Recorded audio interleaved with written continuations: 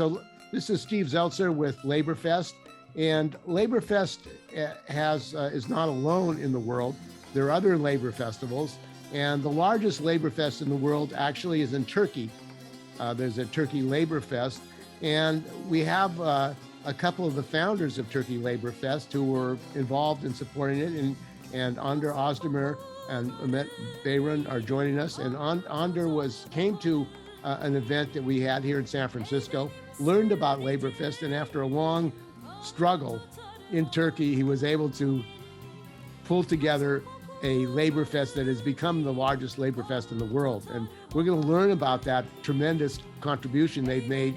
And one of the reasons that I particularly wanted a LaborFest in Turkey was that when I first visited Turkey, I found out that there was a struggle against privatization in Turkey. And what was going on is that the United States was pushing privatization. As a matter of fact, Larry Eagleburger, who was a Secretary of State in the United States, was pushing privatization. He was actually buying shares in telecom and in Turkey. So they were privatizing, making money off of the destruction of public telecom services. So one of the things that they were saying in Turkey at that time was the Turkish people should just accept privatization, because everywhere else in the world, everybody accepted privatization. So what's the point of the Turkish people, the working people in Turkey fighting privatization? And of course, we here at LaborFest had shown many films about workers in Japan fighting privatization of the railways, workers in Korea. And we said, we have to get these films to the working people of Turkey to see that, in fact, there was a struggle globally against privatization. So it was important that the working people of Turkey have the opportunity to see films that they wouldn't otherwise see because they weren't commercial. They weren't commercially viable. And for that reason, the development of a LaborFest in Turkey and a film festival was absolutely important for people to see the reality on a global level. So that was one of the reasons I personally felt that there should be a LaborFest, a film festival in Turkey, to bring these stories around the world of working people to the people in Turkey. So we have with us two of the organizers of LaborFest Turkey, and welcome to LaborFest San Francisco. And maybe you can talk about your festival and how you organize it and the different major successes you've had for it becoming an important working class cultural contribution to the people of Turkey. The work of organizing this huge project actually lies on the shoulders of Önder. I was only giving moral support, and I have been contributing right and left, but the real work that has materialized has been all done because of Önder, and Önder is still the brain behind this, and the footwork that is being done. Everybody still comes to Önder. He has been able to set up a team of volunteers who have dedicated their entire, maybe winters, I would say, because the whole work is done early in the year, and it has been consistent that by May 1st, the first films started to get screened. But behind all this, it lies the effort, the labor, the love that Önder has put in and was able to successfully do it. He's going to speak more about that process as well as where this is going, because it's not stopping here. It is expanding in a different way, in different formats, and Önder is involved in many different film festivals, not only in labor, but that may become as an expansion of what happened here and on the success of what was achieved. So Önder, with that introduction, maybe you can start and give us an overview of what happened. I just tried to coordinate, volunteer, labors. I mean, I wasn't only me, but thank you again. You are being very modest. Thank you. So I prepared, presentation. This is our, 17 years pictures in one slide. Our festival is 17 years old. We started in 2006. First of all, I would like to say our festival was inspired by Labor Film Fest San Francisco. As Steve said, when I was in San Francisco in 1997, I joined LaborFest events at that time. Steve, dear Steve, worked on me a lot to organize Labor Film Festival in Turkey. Steve Everybody works knows on how everybody on that. everybody knows how he insists. I had to do this, Anyway, we were a bit slow because finally, after 9 years, our festival, Labor Film Festival, Turkey began. So when we started to organize our festival, there were 8 festivals, such as Istanbul Film Festival, which happened 41 times. They imitated Cannes Film Festival in France, Berlin Film Festival, in Germany. We call it this kind of festival, A-type festival, festivals of festival. I mean, it's not original. They bring some films which screen in big European festivals. However, there were some wannabe A-type festivals. I mean, they have bad copy of A-type festivals. We saw this kind of examples before we start. A-type festivals also have big sponsors, big budgets, and they sell tickets. Also, they choose screen similar films. We decided to form a festival different from those A-type festivals and its bad copies.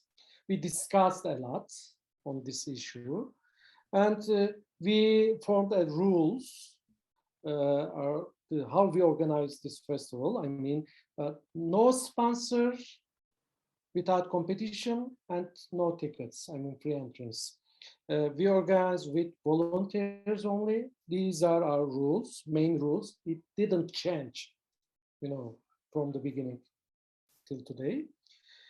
Every year during May Day week, 1 to 8 of May, we organize this festival, a week during a week.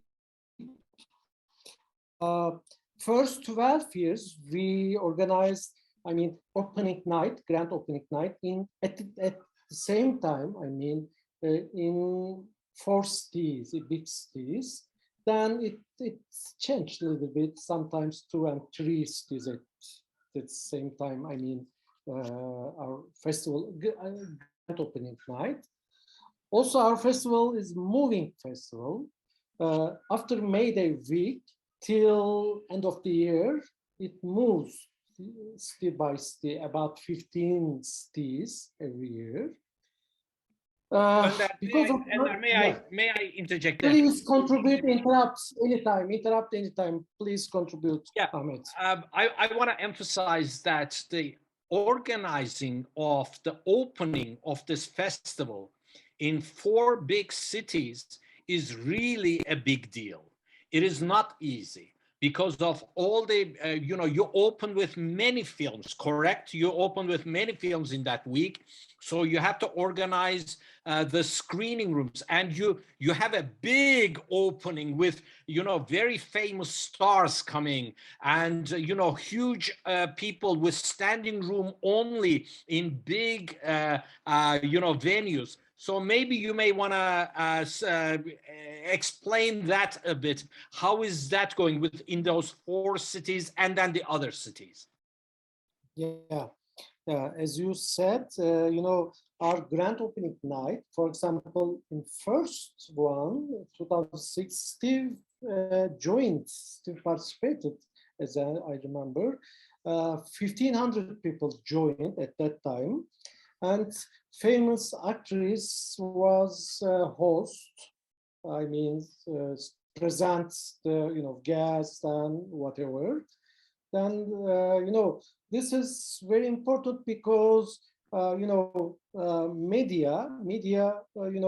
can show this kind of things, and people, their reaction is very positive, and they can say this famous people, I mean, actress or actor, they say we are supporter of this festival. It's very important, our festival. Every year, host, our host changed, and they are very famous people. I mean, it's important, Ahmet. It's very important. I Thank think you. I think Please interrupt anytime. Yeah. I think Yeah. the importance here is that Turkey has a history of a left-wing film industry.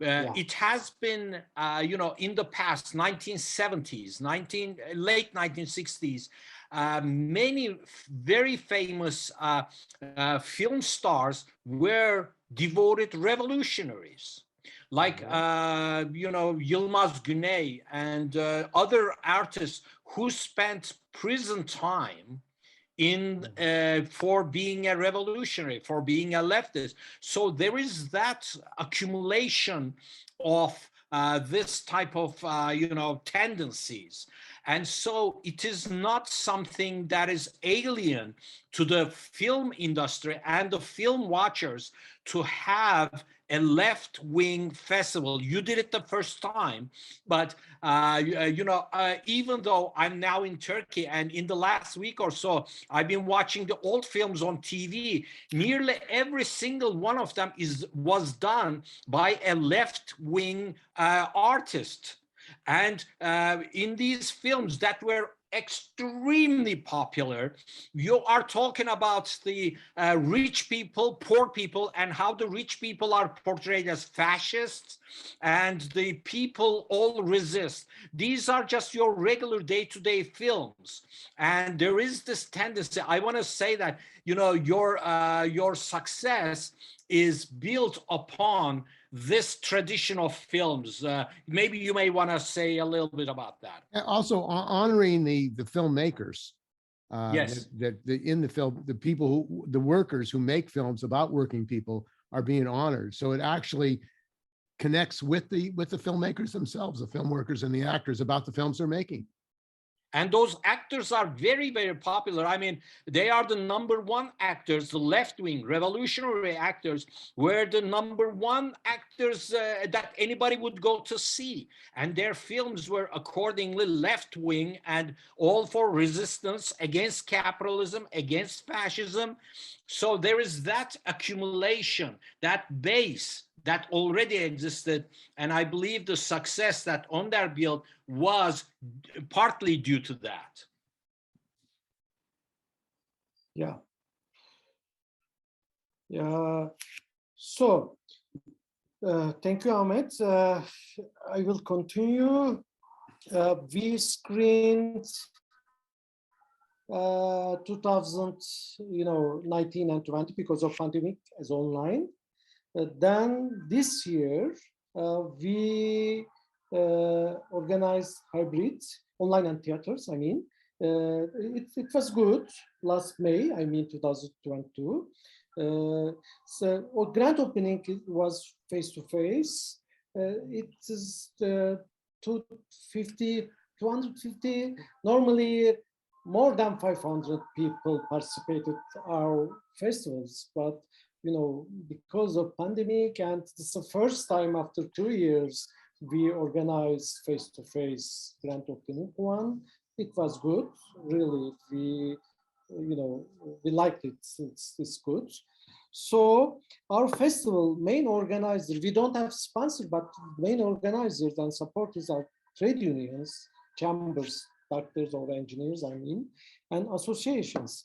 These are our supporters, and it's not sponsored, but sort of they support. Sometimes if we need money for organizing the place, venue, or this kind of things, they help us. Normally, we don't touch the money in our organization. So these are our numbers. This year we screened 75 films totally in 17 years. In total, 992 films we screened. I mean, some of them, it's the first time, it's a premiere. First time they screened in Turkey. Every year, I think 15 or 20 of them, it's the first time they screened in Turkey.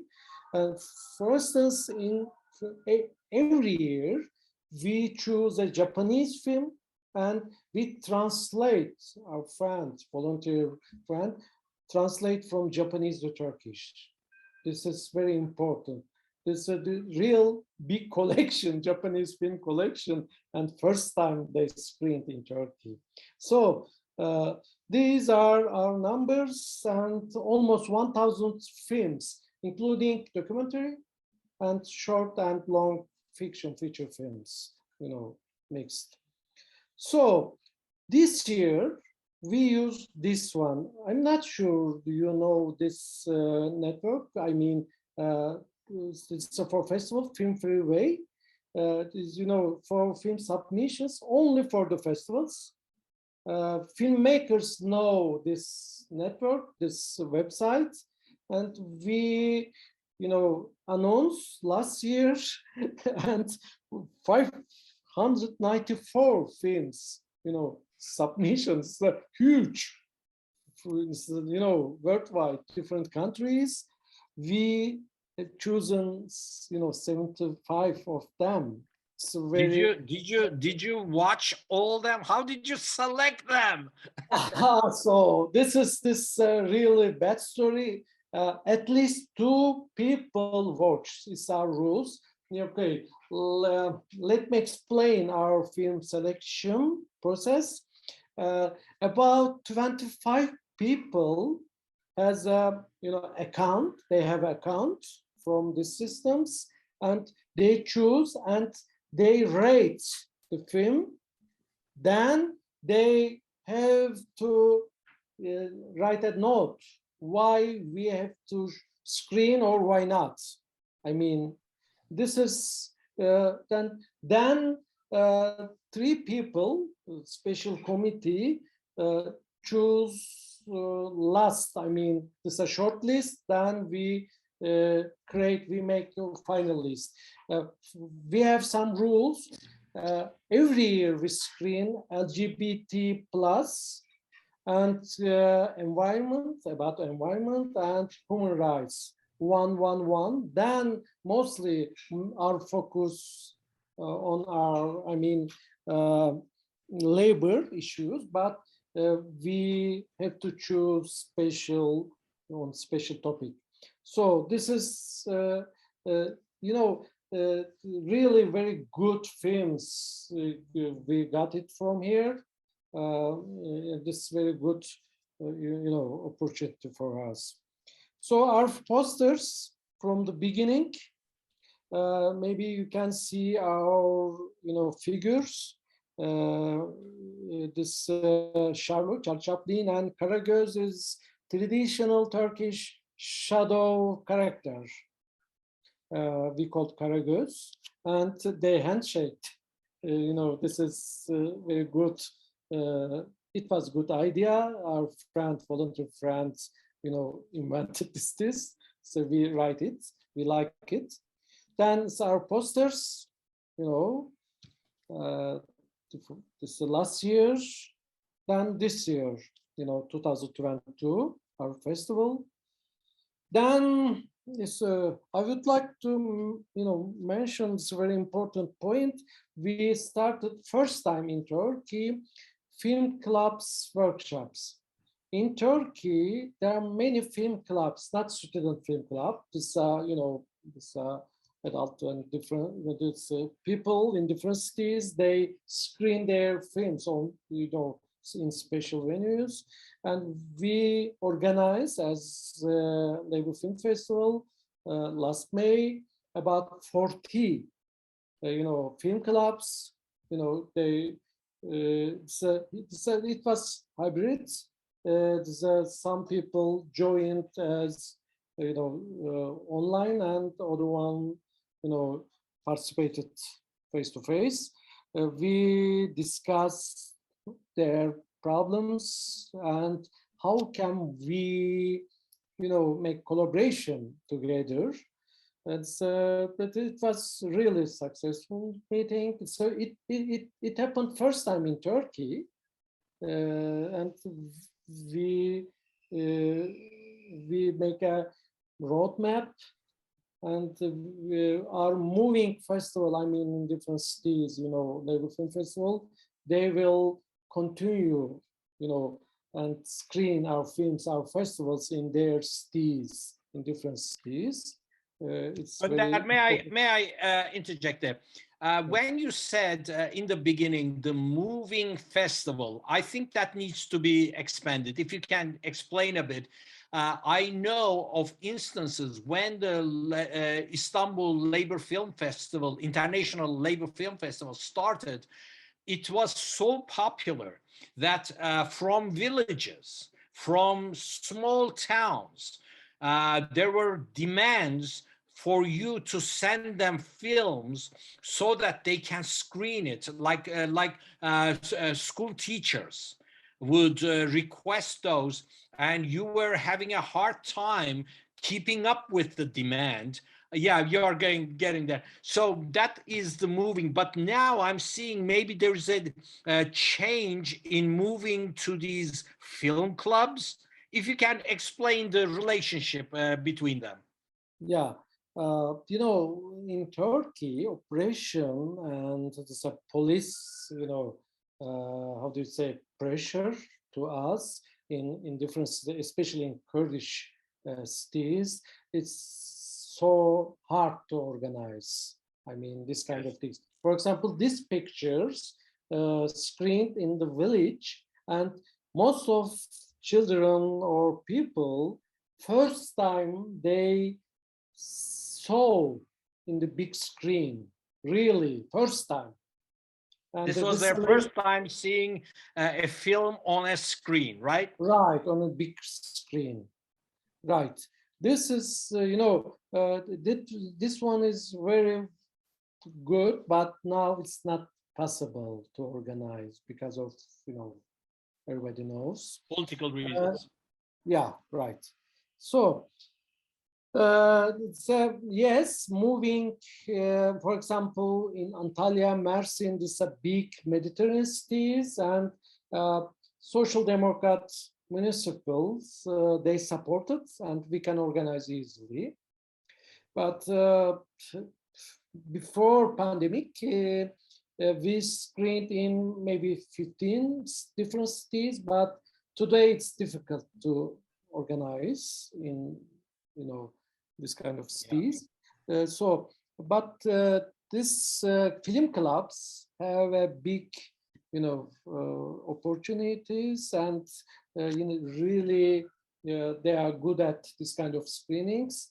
And we talked about, and we decided to organize the festival. I mean, with their support. So great.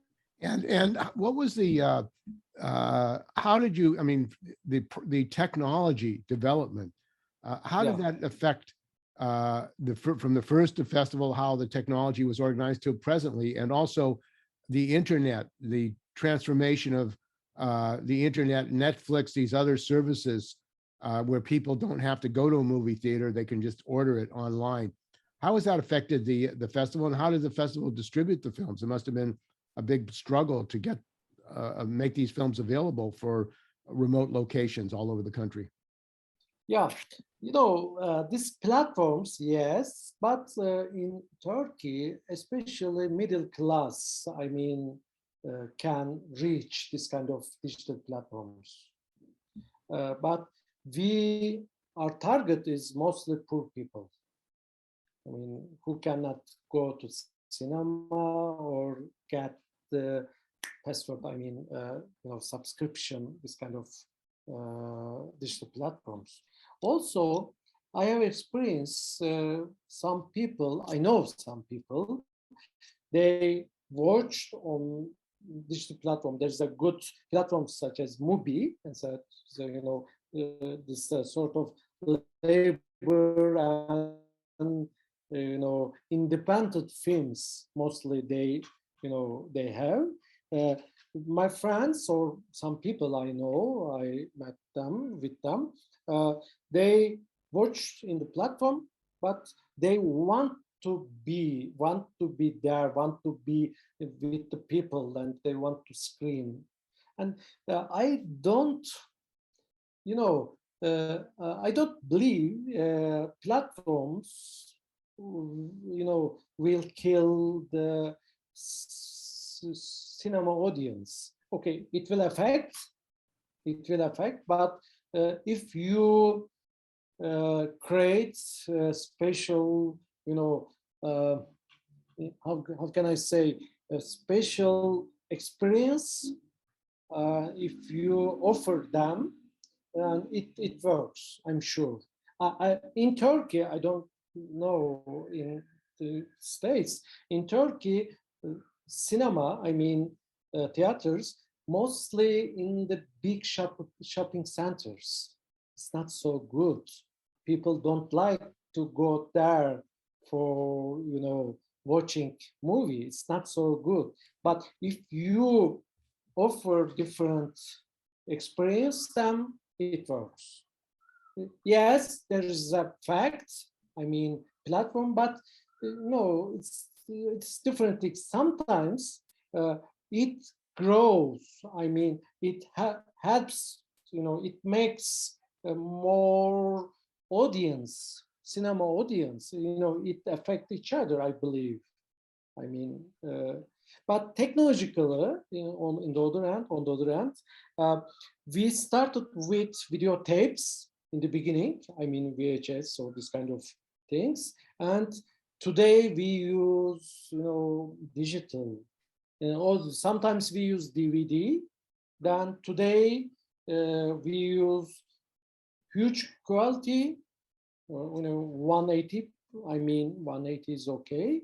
And this, so we can distribute easily, and the quality is good. If I compare with the beginning, because I mean technological, and we try to follow technological development, and that's okay, Steve. That's okay so far.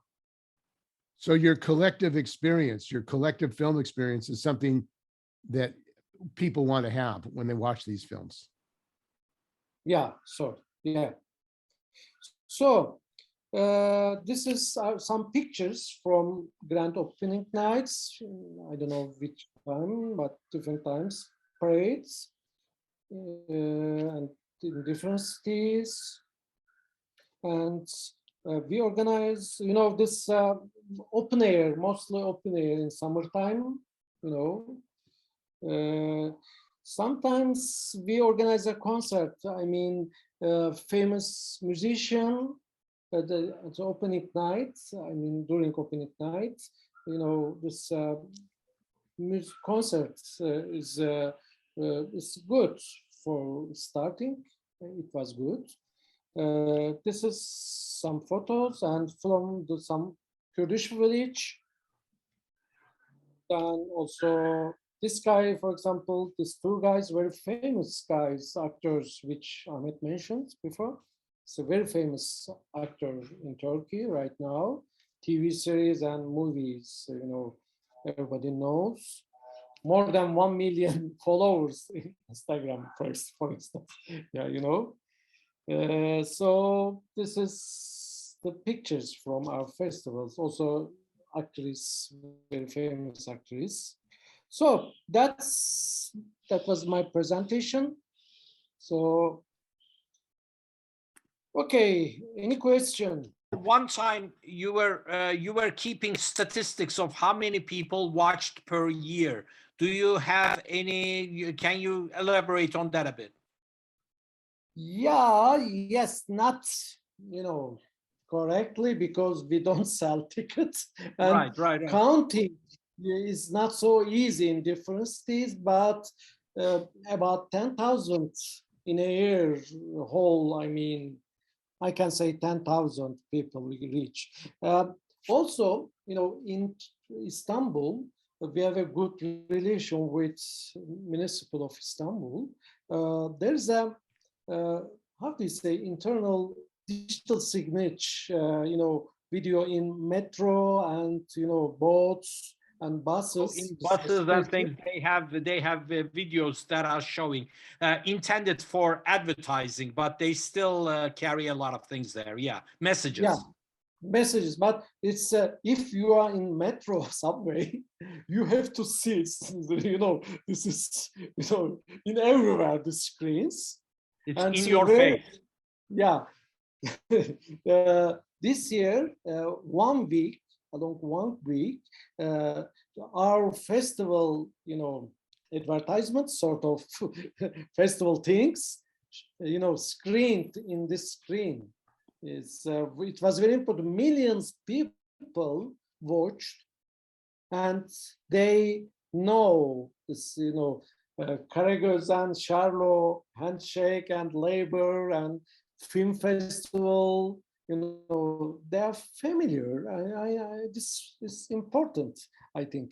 And 17 years, really, I think sometimes I met some people and yeah, I know, I heard and I watched 10 years ago or 5 years ago. Anyway, this is,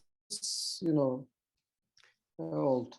So Yeah, and the technology, I know YouTube, there's with cell phones, young people doing animation. TikTok. Workers. I know there are videos of workers on using TikTok to show their conditions. So it seems like the potential of the expression of working people, their lives, their struggles, their experiences being brought into a film festival or being part of workers' media. The potential of that is actually a global potential in China, all over the world, every country of the world. Is that part at all of the new films that are being developed? I mean, because of the use of cell phones to make films, which are accessible to people, and the technology, the social media technology, integrating those so that people can show their struggles, their expressions, and using this new technology. Yes, Steve, I can say two things. One is, Wim Wenders, director Wim Wenders. In 1972, he made a film, documentary film called Chamber 666. Have you heard? Chamber 666. This documentary of Wim Wenders. And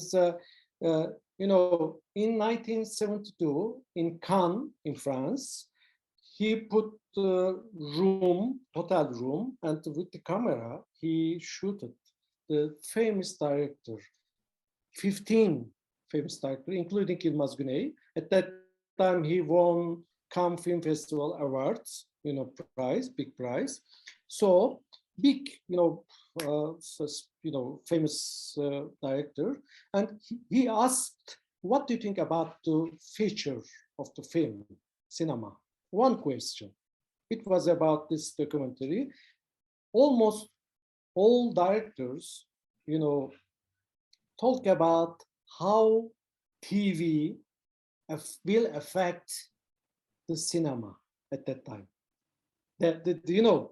And they say TV will kill cinema and this kind of things. And what happened? Yes, cinema changed, but there is still. Second one is a documentary called Side by Side, 2010. Keanu Reeves, Matrix guy. Keanu Reeves, producer of this documentary, Side by Side. It's about digitalization of the cinema. You should see. It's interesting, and they are discussing digitalization or these kind of things. And a guy, David Lynch, or I'm really not sure who was it, but he said in this, documentary, we are a storyteller. Medium is not important for us. Okay, if technology changes, we use these things. Okay, important thing is storytelling. Okay, TikTok or this kind of things. Okay, it's we should use whole things, but as an art, it has to be some things, but as a media and reaching to people, if you want to say something, story or whatever, we should use whole things. And as an art, maybe 10 years after, very short TikTok things or this kind of things, maybe it will become an art, who knows, And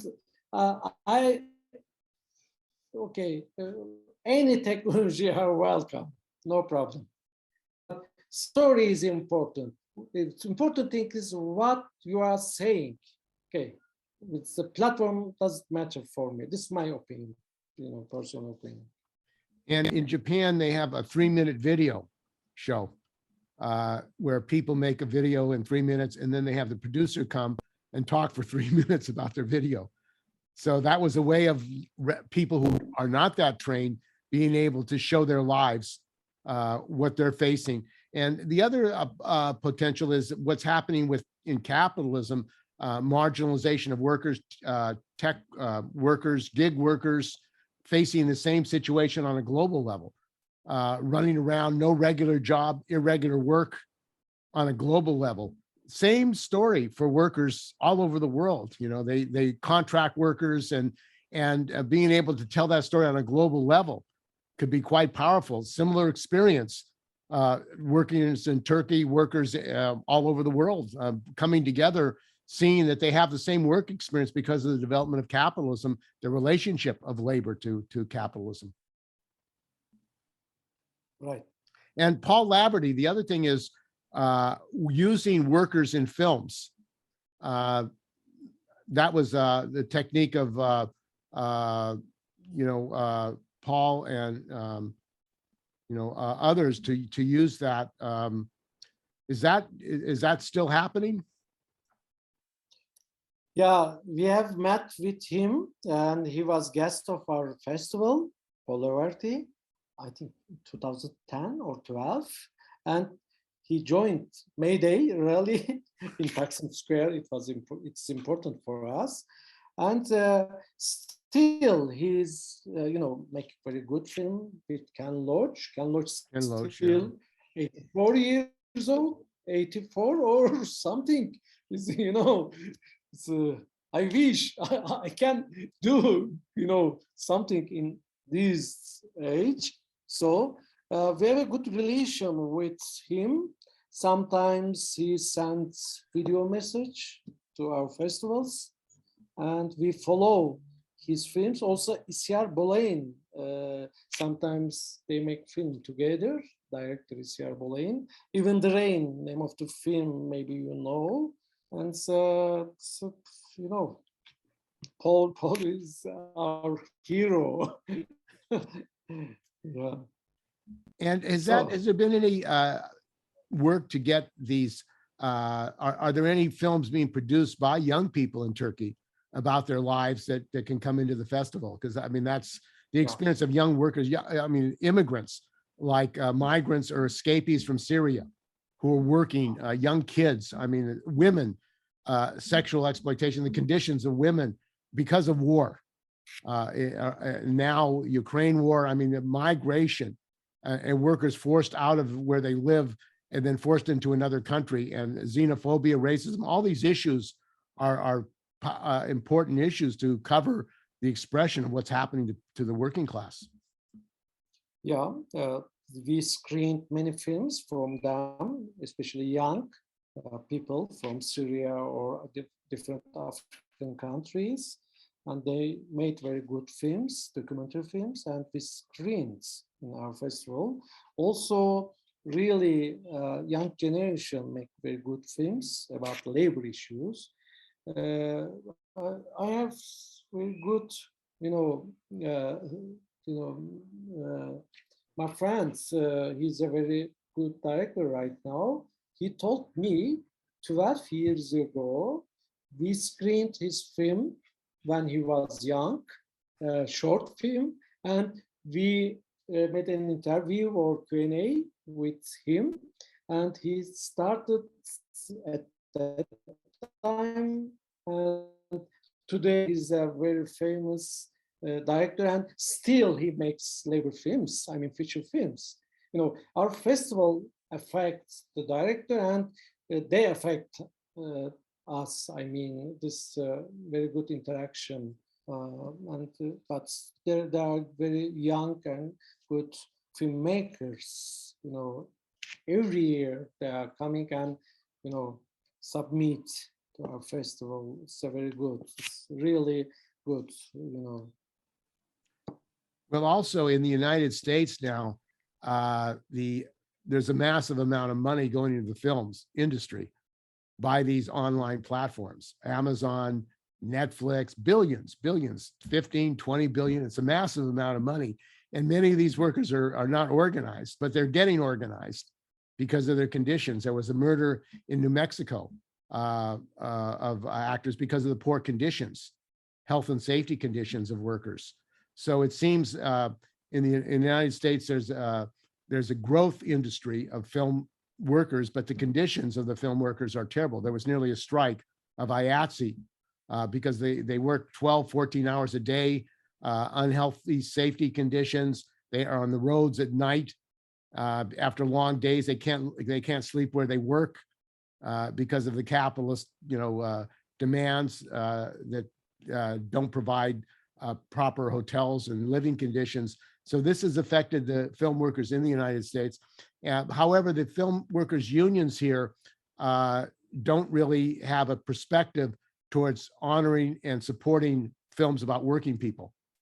And I think what you've been able to do in Turkey is very positive, because you've gotten the unions themselves part of your festival so that they're celebrating and supporting.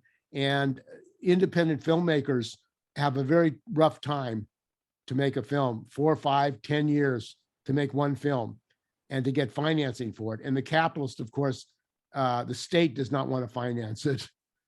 So it's up to individual contributions and foundations. And so the ability to make films is very difficult.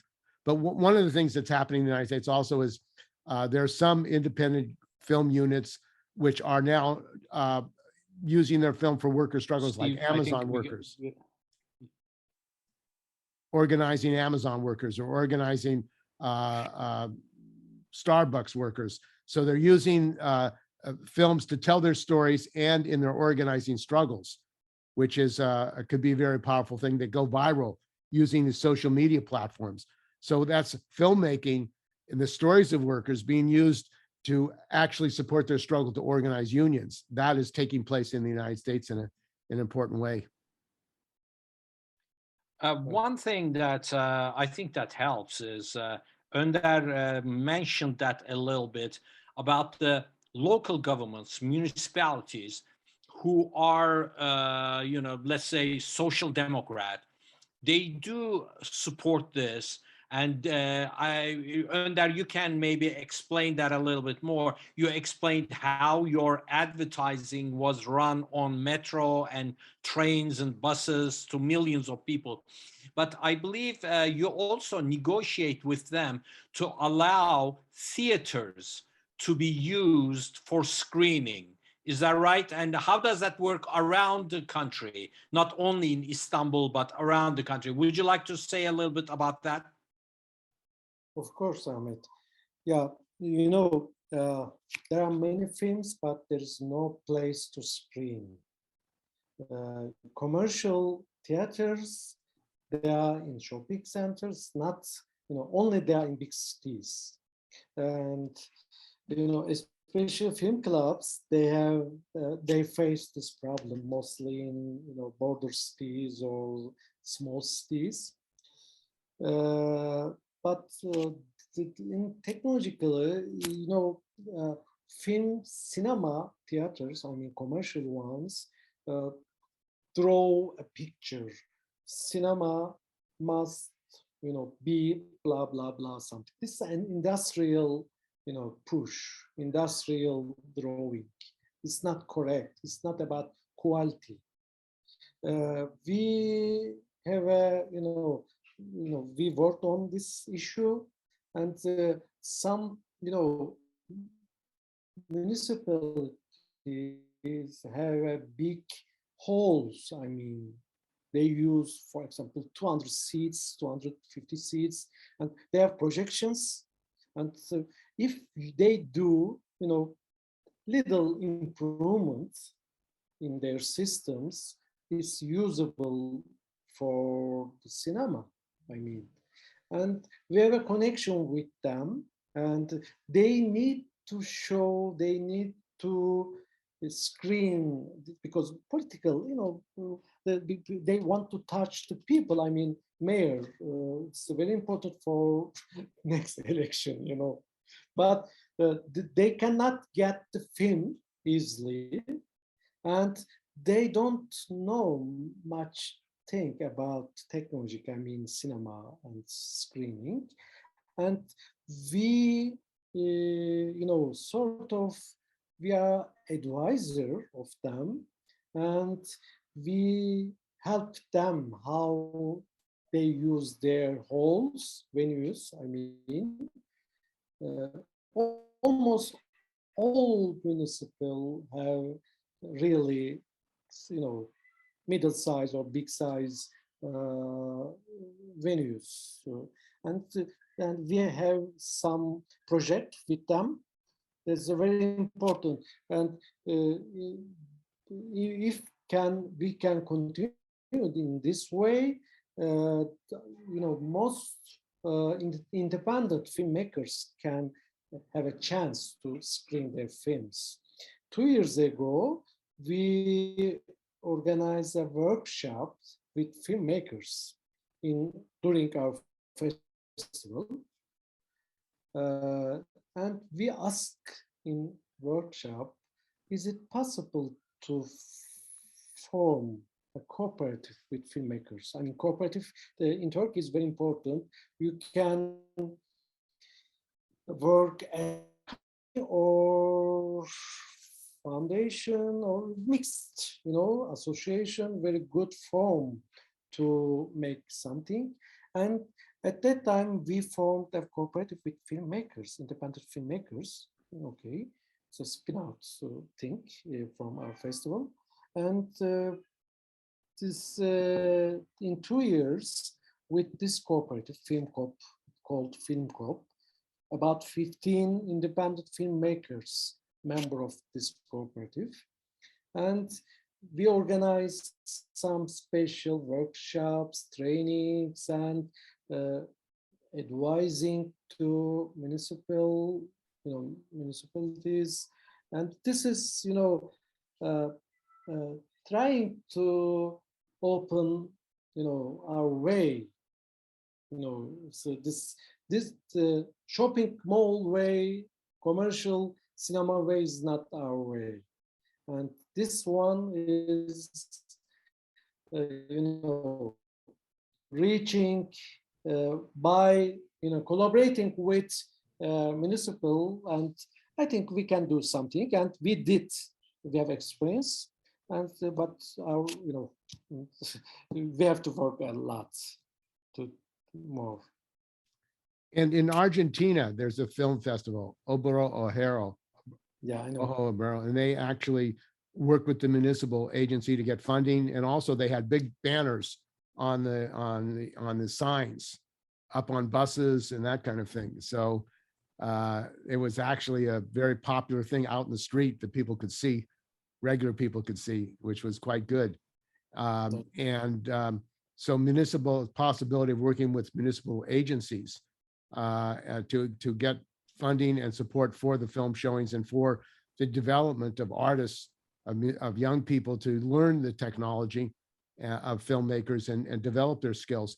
Well, what do you see the future of labor film, labor art? I mean, it seems like the is a very global now media platform. These Netflix, these companies, Amazon are looking for content all over the world now. So when you go on the internet, you can see films from all over the world.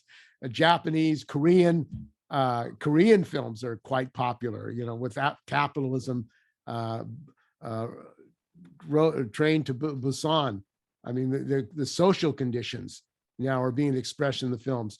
What do you see the future of LaborFest Turkey and what can develop there and internationally? How can we build an international network? There are some networks that meet for film. How do you see that organizing internationally and in Turkey?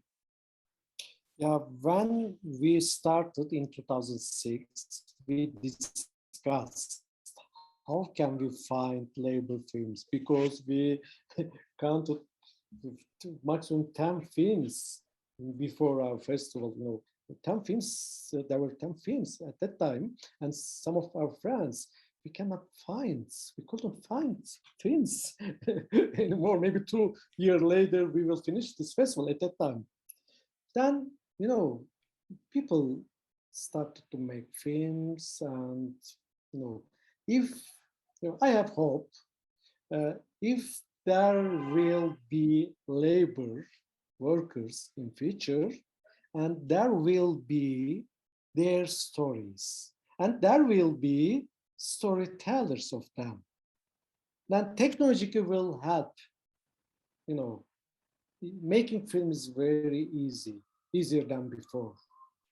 Then I have hope, and labor arts, labor films, we will see, And yes, industry, capitalism use their, uh, things always, but always there are ways, paths.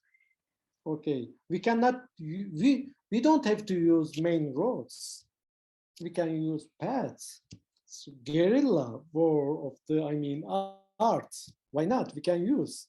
In future, yes, there are more, advantage to make international relations, collaboration, and we exchange our films, with you and our festival, and we get from you some things, and this is discussions. Still, we are discussing our experience, also your experience, Argentine experience. I have hope, and there will be good things. And one of the things that's happening with film festivals now is that film festivals are sharing their films over borders. So the Real Works, for example, in Santa Cruz now has a film festival, and anyone in the world can watch their film festival. And same in New York. So these labor film festivals are now becoming open to the world, as far as the right of people or the ability of workers around the world. And of course, there's the language issue, but that's another thing that we're overcoming, because even on Zoom now, automatic translation, it's not as good a quality as others, but it helps out in watching it. And YouTube is doing that as well. You can do a rough translation, automatic translation, so you can get the gist of what is being seen.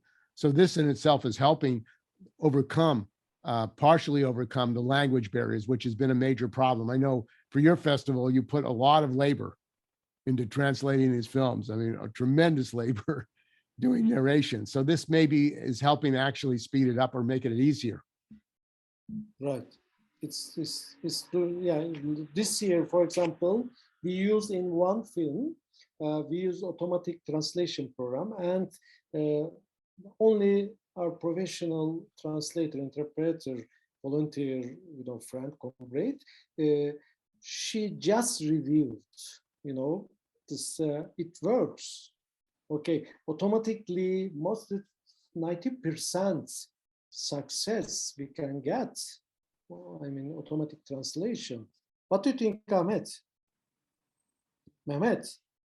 Yeah, well, I wanted to come to the same subject because I know there's a lot of people that are working in your team, both in the technical sense and translation, subtitling, and so on and so forth. So my first question was going to be, how many people are working on this? And the second thing is that, yes, it does take a lot of effort. And I've been involved in both translation and providing the subtitles.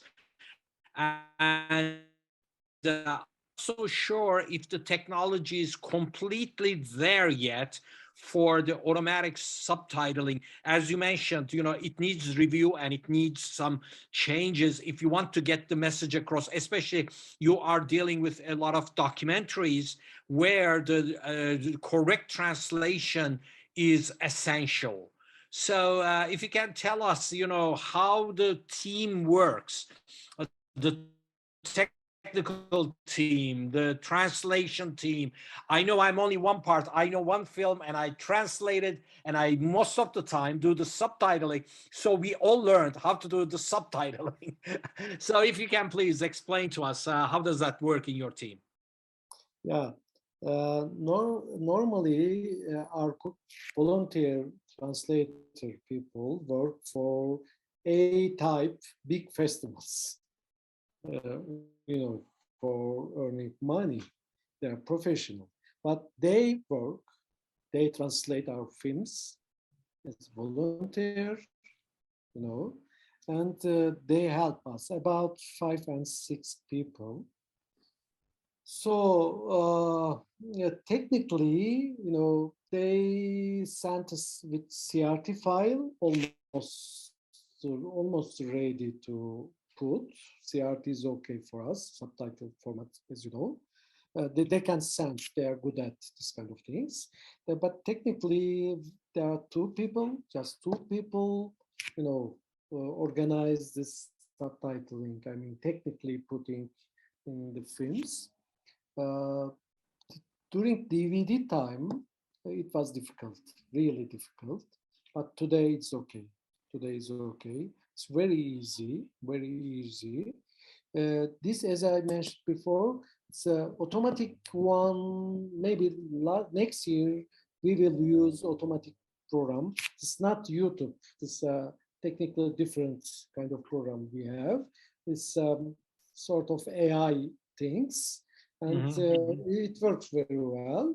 Maybe we will use more in more films, and it need to be reviewed, but reviewing is okay. It's okay. If you compare with whole film translation, it's okay. I agree. And technically it's okay. This issue, translation issue in the film is okay. Also in Zoom, as a interpreter, we can use real interpreter in Zoom. We use in different meetings. So it's manageable. Why not? We can use.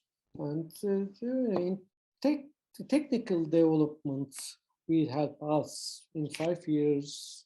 Maybe we will see very good opportunity. Önder, do you have discussions, like you screen a film and then do you have discussions in public about the film, or just do people just watch and then go home? What is there a follow-up? What happens after they watch the film, or even before? Okay, you mean Q&A session after the movie? Right. Almost all movies, we invite the filmmakers for Q&A if they are available. If in theater, they come to theater, and after movie there will be Q&A session with them.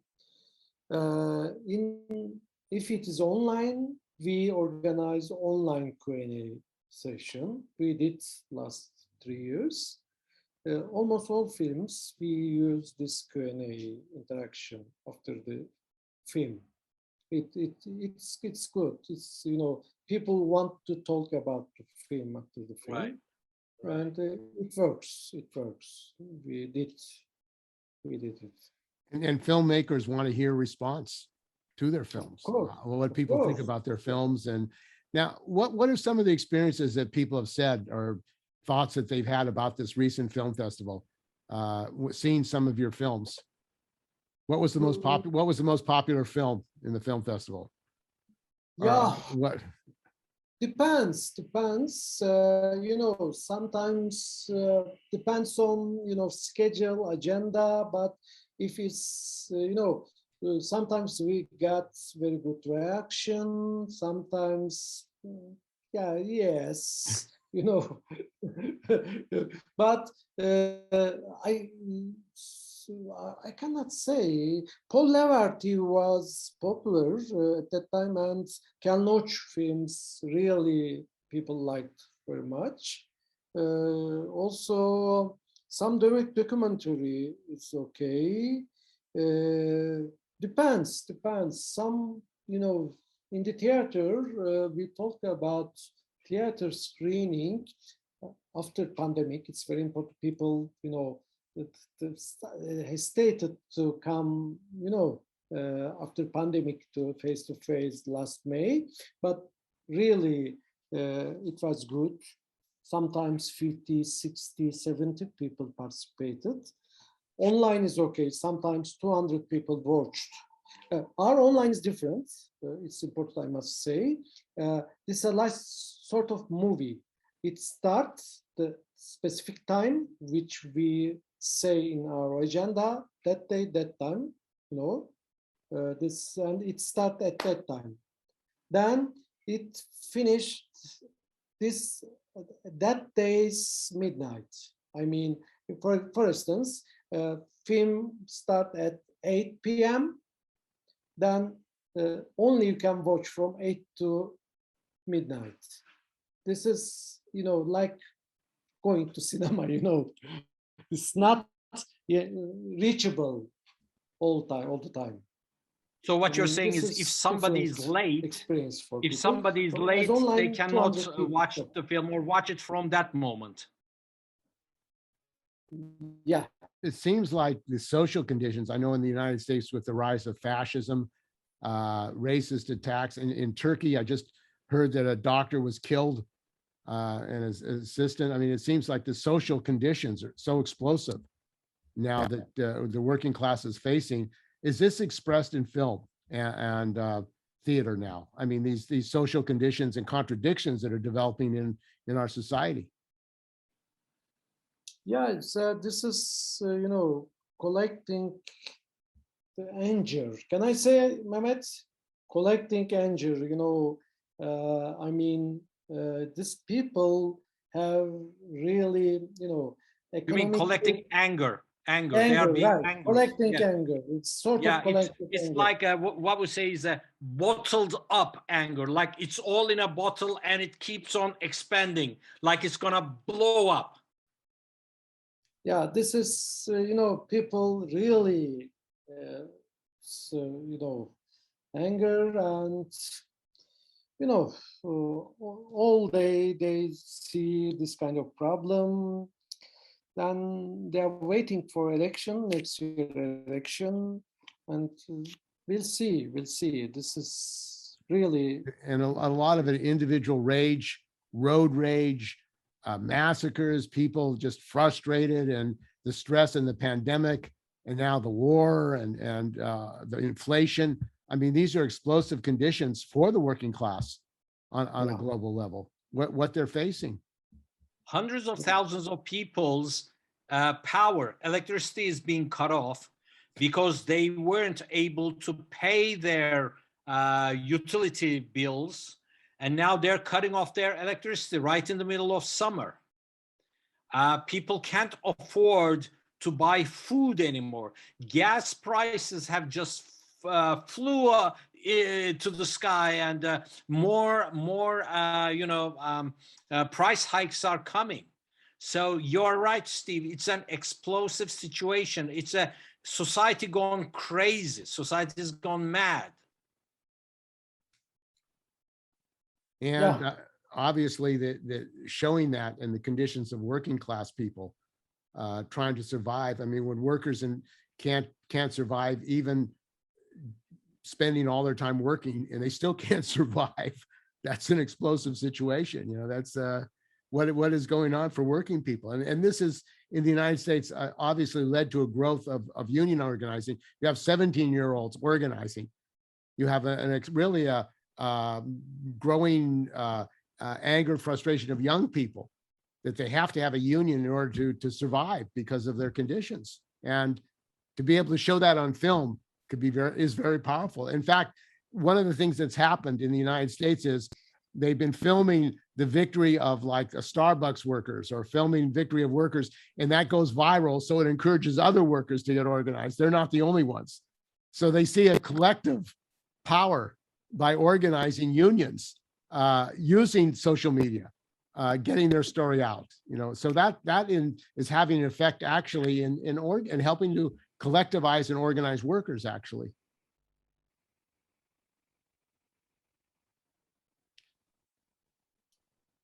Well, I think I just want to say, well, thank you for Turkey LaborFest to continue.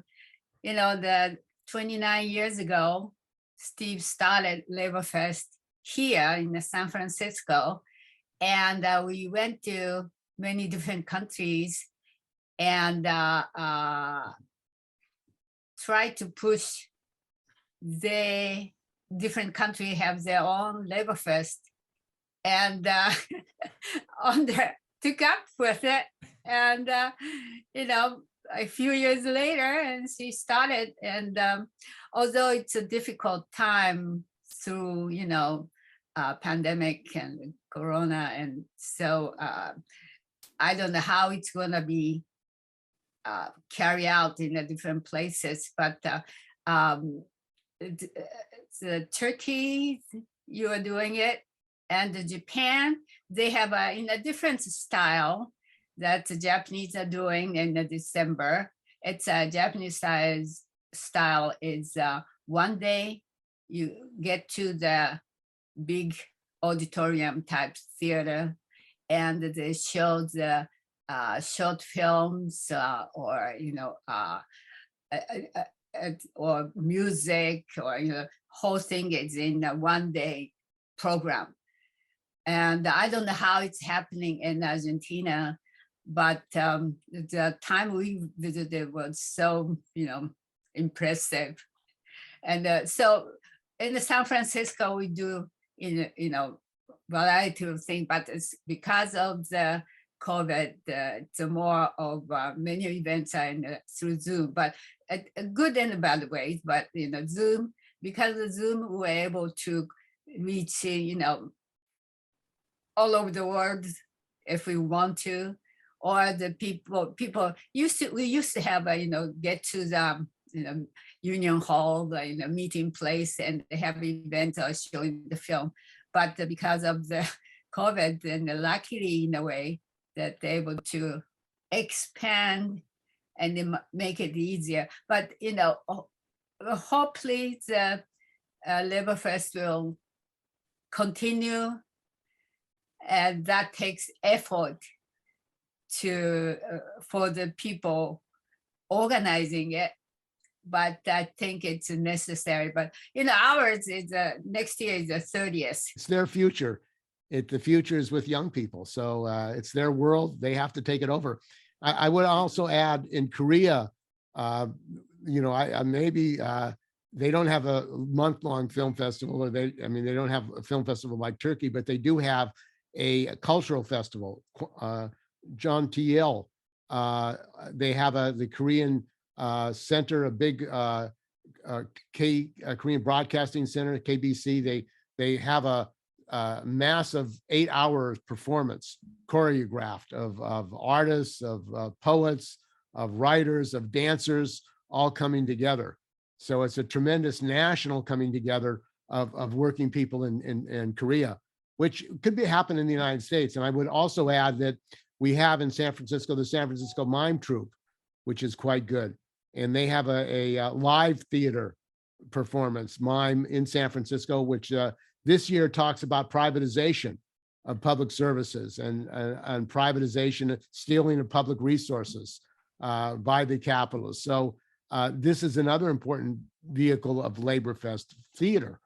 And that is also is combined, I mean, because of we advertised the Mime Troupe and we interviewed Michael Sullivan, who's the playwright in that festival. But I think on a global level, to bring these different cultural experiences, the history of working people, the issues that they're facing in every country of the world, and to be able to bring that together in a festival, in a world labor festival is very important to unify working people throughout the world. It's a vehicle to bring solidarity and education on a global level, culturally. Great. So I want to thank you, all of you, for joining, and forward and onward to LaborFest Turkey. Thanks to all your work, Under, the comrades, the brothers and sisters that have made that festival the great festival it is. And I think it's a contribution to working class people of the world. So thanks for organizing, bringing it forward, and bringing us today how you actually do organize this festival in Turkey. Thank you. Thank Önder. you. Thank you.